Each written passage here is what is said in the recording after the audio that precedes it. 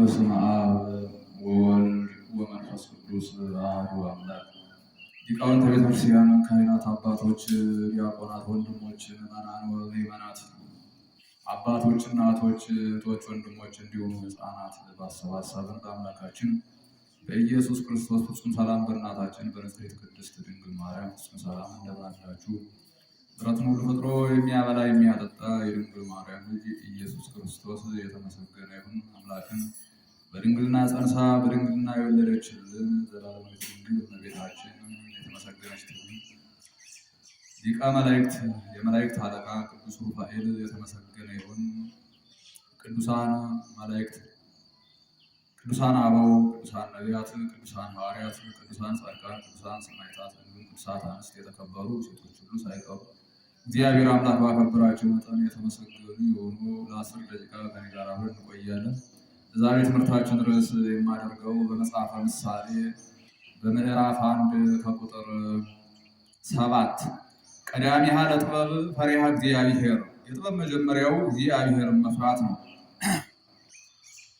በዚህ ርዕስ መሰረታዊ ዓላማ አድርጌ የምናገረው የዓለም ሰዎች እግዚአብሔርን የማንፈራ ሰውንም የማናፍር ሆነናልና እግዚአብሔርን መፍራት ሰውንም ማፈር እንዲገባን መናገር ነው። እግዚአብሔርን ስለማንፈራ ሰውንም ስለማናፍር ሰውን እናዋርዳለን፣ ሰውን እንሰድባለን፣ ሰውን እንመታለን፣ ደም እናፈሳለን፣ የሰው ንብረት እንዘርፋለን፣ የሰው ንብረት እንቀማለን፣ የሰው ንብረት እናቃጥላለን፣ ሰው እናፈናቅላለን። ለዚህ ሁሉ ደግሞ ዋናው ምክንያት ምንድን ነው ሲባል የእናት አባት ውድቀት ነው። እናት አባት ልጆቻቸውን ቀጥተው ገርፈው በስርዓት አያሳድጉም። በቤተክርስቲያን በእግዚአብሔር ቤት ወንጌልን እያስተማሩ የእግዚአብሔርን ቃል እያስተማሩ አያሳድጓቸው። እግዚአብሔር ግን በመጀመሪያ ለእናት አባት ልጆችን ሲሰጥ በንጹህ አእምሮ በንጹህ እጅ እግር ነው ከማህፀን አውጥቶ የሚሰጣቸው። ንጹህ አእምሮን እንደያዙ ንጹህ እጅ እግርን እንደያዙ ከማህፀን አውጥቶ አደራ ይሰጣቸዋል። ሰማይ ሩቅ አደራ ጥብቅ ነውና እናት አባት ግን አደራን አይወጡም፣ አደራንም አይጠብቁም። ንጹህ አእምሯቸው ላይ ንጹህ ነገርን አይደለም የሚዘሩባቸው። ምናምንቴ ዘረኝነትን፣ ምናምንቴ መገፋፋትን፣ ምናምንቴ ደም መፋሰስን፣ ምናምንቴ መገዳደልን፣ ምናምንቴ የሆነ ዘረፋ ቅሚያን እንዲህ ያለውን ነገር ነው ለልጆቻቸው እያስተማሩ የሚያሳድጓቸው። ስለዚህም ነገር እነዚያ ልጆች ካደጉ በኋላ እናት አባቶቻቸውን የሚገሉ፣ እናት አባቶቻቸውን የሚሰዱ፣ የሚያዋርዱ፣ እናት አባቶቻቸውን የሚገሉ፣ ሕዝብ የሚጨርሱ፣ በሕዝብ መካከል ጦርነት የሚከፍቱ፣ ሀገር የሚያፈርሱ ነው የሚሆኑ። እናት አባት በሚገባ በአግባቡ አደራን ከእግዚአብሔር እንደተቀበሉ አደራ መወጣት አለባቸው። ልጆቻቸውን በስርዓት ነው ማሳደግ ያለባቸው። በስርዓት ባያሳድጉ እናት አባት ሁሉ እኮ ተሰዳቢ ነው። የባለጌ ልጅ ተብሎ ይሰደባል። ልጅ ማለት ስድቡ መጀመሪያ ለእናት አባት ነው የሚደርስ። የባለጌ ልጅ፣ ባለጌ ያሳደገ፣ ባለጌ ያሳደገሽ እየተባለ ባለጌ እየተባሉ የሚሰደው መጀመሪያ እናት አባት ናቸው። ከዚያ በኋላ ነው ስድቡ ወደ ልጅ የሚሄድ ማለት። ስለዚህ እናት አባት ልጆቻችንን በስርዓት ማሳደግ ይገባናል።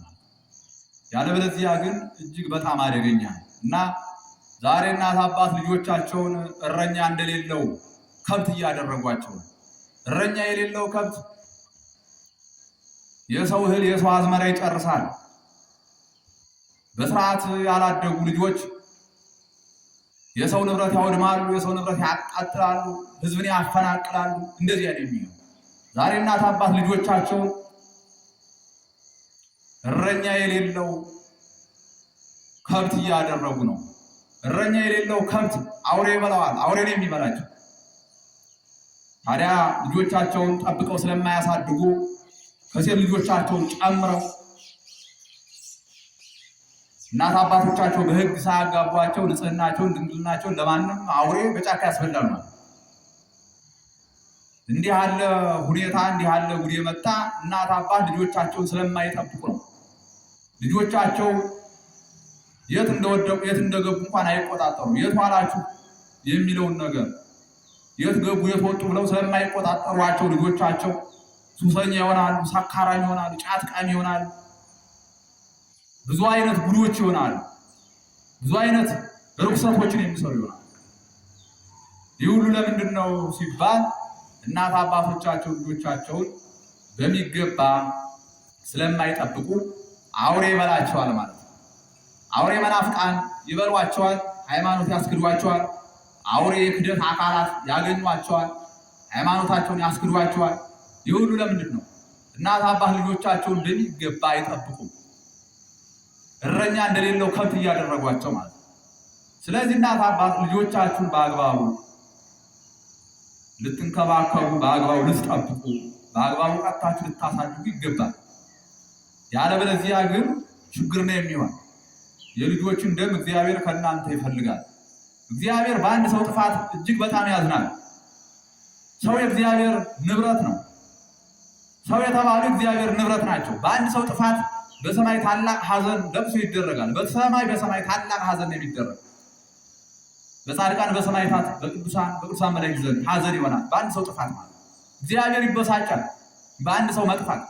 ስለዚህ እንዝላል ሆናችሁ ግዴለሽ ሆናችሁ እናት አባት ልጆቻችሁን ወደ ሞት ስትመሩ እግዚአብሔር በአንድ ሰው ጥፋት ይበሳጫል። የልጆቻችሁን ደም ከእናንተ ይፈልጋል። እግዚአብሔር ይቀጣችኋል። ስለዚህ ጥንቃቄ አድርጉ። ልጆቻችሁን ቀጣችሁ አሳድጉ። ከስር ከመሰረቱ ገርፋችሁ እየቀጣችሁ በትክክል በእግዚአብሔር ቤት በቤተክርስቲያን የእግዚአብሔርን ቃል እያስተማራችሁ በስጋ ወደሙ አንጻችሁ ማሳደግ አለ። በስጋ ወደሙ ታሳድጓቸው እጃቸው ደም አፍሳሽ አይሆን፣ ገዳይ አይሆን፣ አፈናቃይ አይሆን፣ ዘራፊ ቀማኛ አይሆን። ስለዚህ በዋናነት ዋናውን ድርሻ የምትይዙ እናት አባት ናቸው። ስለዚህ እናት አባት ልጆቻችሁን በአግባቡ ልታሳድጉ ይገባል እና የጥበብ መጀመሪያው እግዚአብሔርን መፍራት ነው። ዛሬ በዓለም ሰዎች እግዚአብሔርን መፍራት ጠፍተዋል። የዓለም ሰዎች እግዚአብሔርን የማይፈሩ ሆነዋል። እግዚአብሔርን መፍራት የጥበብ መጀመሪያ ነው። ጥበብ በሰው ልጆች ዘንድ የለችም፣ ጠፍታለች።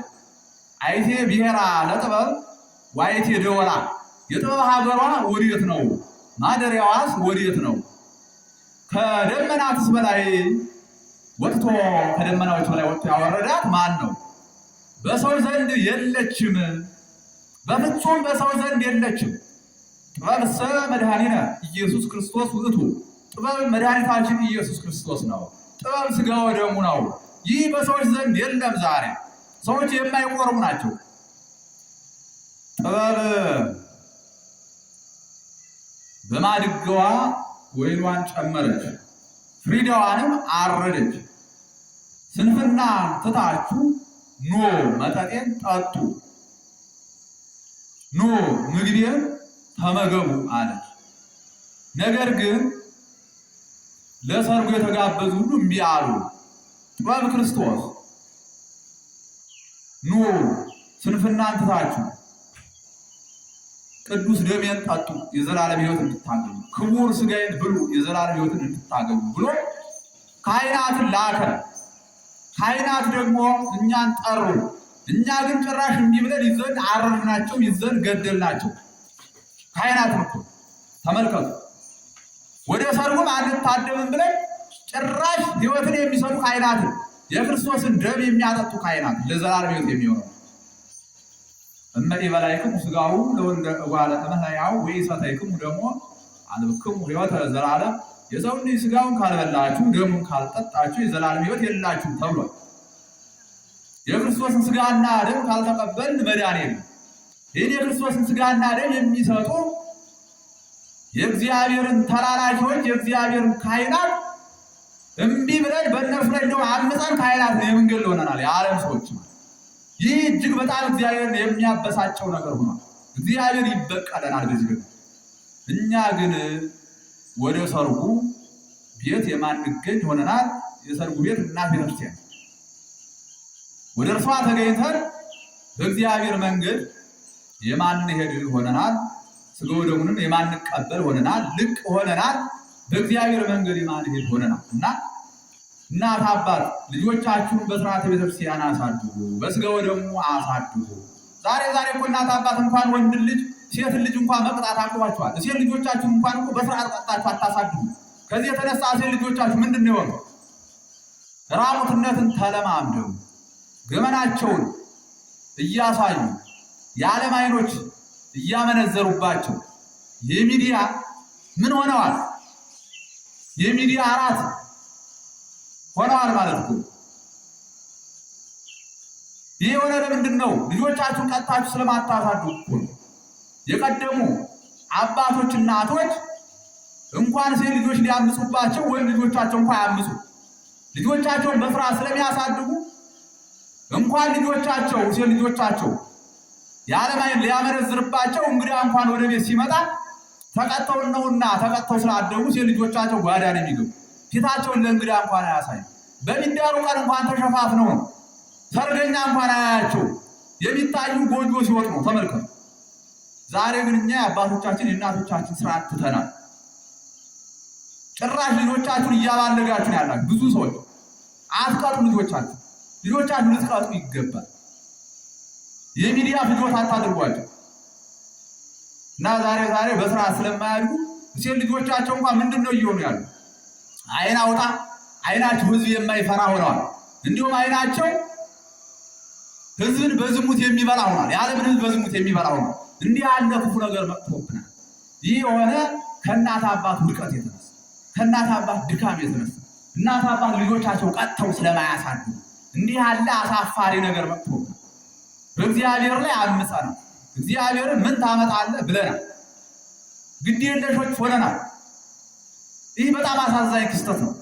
ምንም የማይገድል የጦርነት እሳት እየበላን አይገድል፣ የረሃብ እሳት እየበላን አይገድል፣ የዘረኝነት እሳት እየበላን አይገድል።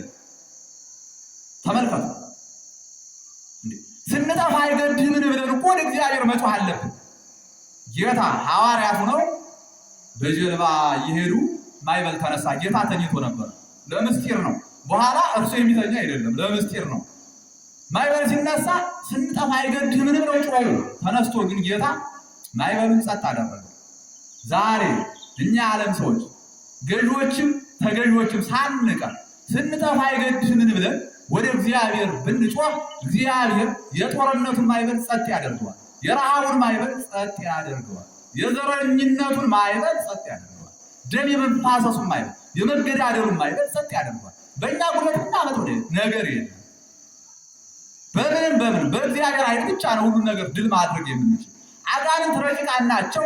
እንደ ሰው በመሳሪያ የሚገደሉ በጦር መሳሪያ የሚወጉ አይደሉም። ረቂቃን ናቸው። እነሱን ድል ማድረግ እነሱ መጥተው ሲጥሉ ብቻ እንደ መብረቅ መጥቶ ሲጥል ብቻ ነው የሚታይ። እንደዚያ ናቸው አጋንንት። እነርሱን ደግሞ ድል ማድረግ የሚቻል እንደ ሀገርም እንደ ሕዝብ እንደ ግል ድል ማድረግ የሚቻል እንደ ነነዌ ሰዎች በጋራ ወደ እግዚአብሔር በመጮህ ነው።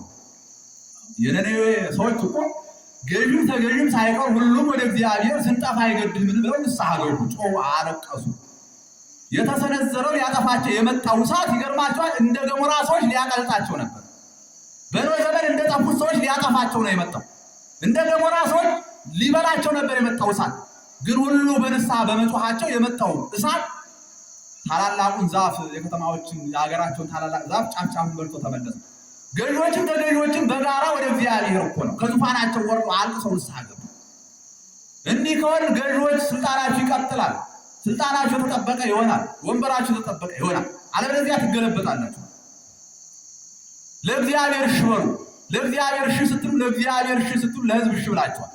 ለሕዝብ እሺ ስትሉ ለእግዚአብሔር እሺ ብላችኋል። ስለዚህ ገዢዎችም ተገዢዎችም ሁላችንም በአንድ ላይ ለእግዚአብሔር እየተገዛን ከቀጠል ስልጣናችን ይረዝማል፣ ዘመናችን ይረዝማል፣ ጤንነታችን ይረዝማል፣ ሰላማችን ይበዛል ማለት። ያለበለዚያ ሁላችን በእግዚአብሔር ላይ ብናምፅ እንደቃለን። እግዚአብሔር ኃያል ነው፣ ሲያደቅ ብቻ ነው የሚታይ። ስለዚህ በአንድ ልብ ወደ እግዚአብሔር እንመለስ። ሕዝብን አንበድል፣ ሕዝብን አንግፋ፣ ለሕዝብ እንቁም፣ ሕዝብን እናገልግል። እግዚአብሔር ሕዝብን እንድናገልግል የሾመናል። ስለዚህ ሁላችንም በአንድ ልብ ወደ እግዚአብሔር እንመለስ። ስንጠፋ ሊገደል ይገባል። አሁን እያንዳንዳችን መከራ ስቃይ ቢመጣ ግድ የለንም። እኛን መጥቶ የሚነካን ቤታችን የሚያንኳኳ አይመስልንም። አሁን ከጥንት ምንድን ነው የሆነው ስንል